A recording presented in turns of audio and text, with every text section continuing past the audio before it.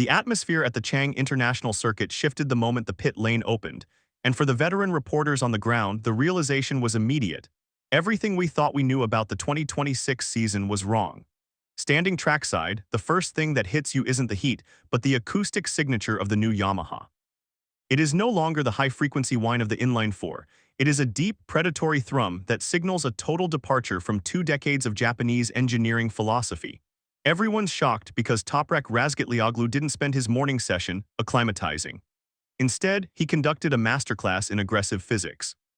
I watched from the end of the main straight as he performed what can only be described as a high-speed balancing act, bringing the rear wheel into the air while decelerating from over 200 miles per hour. This wasn't just testing, it was a hostile takeover of the circuit.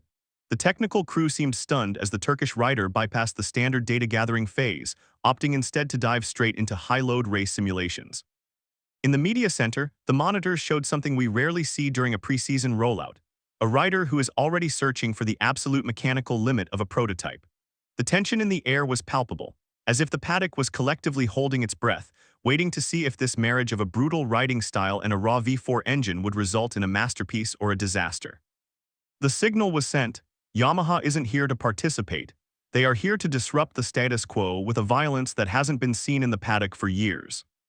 Behind the closed doors of the hospitality units, a much darker narrative has been circulating among the insiders and team principals. This transition from the dominance of BMW in superbikes to the uncertainty of a Yamaha V4 project was labeled by many as a professional gamble that could define or destroy Toprak's career. According to Paddock whispers, the pressure within the garage during the previous Sepang tests reached a boiling point. Sources close to the team indicated that early technical failures had left the rider visibly frustrated, leading to intense midnight debriefs between Toprak and the lead engineers. There was a growing fear that the Michelin adaptation was becoming a psychological barrier.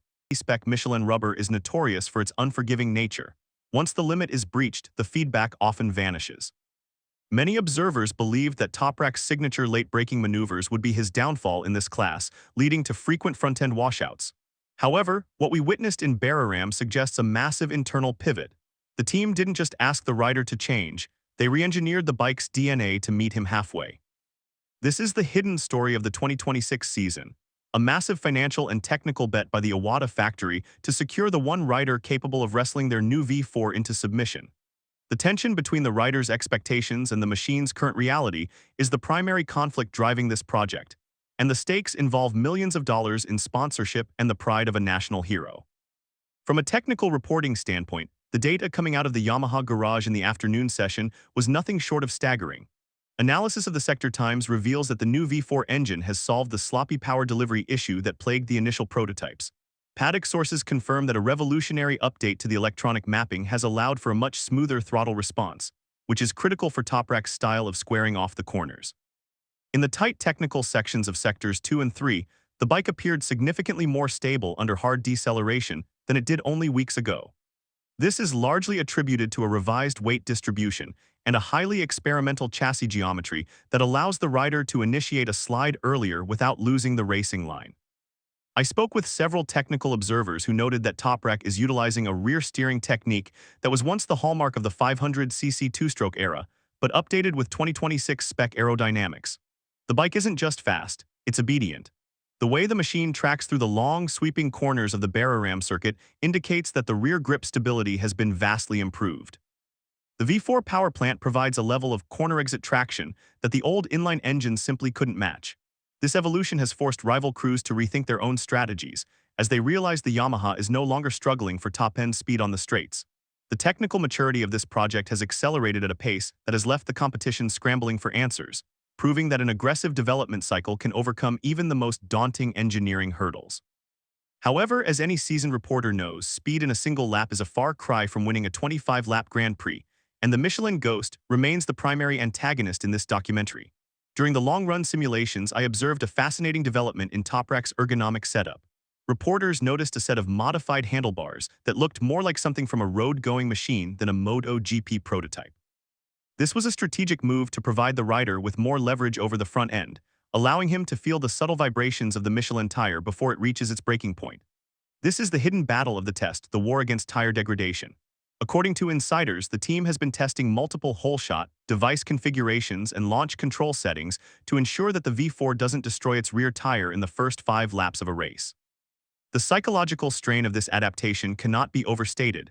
Toprak is essentially learning a new language of physics while being under the world's most powerful microscope. There were moments in the garage where the tension was visible. The rider frequently gestured toward the rear of the bike, indicating a lingering, pumping sensation under acceleration.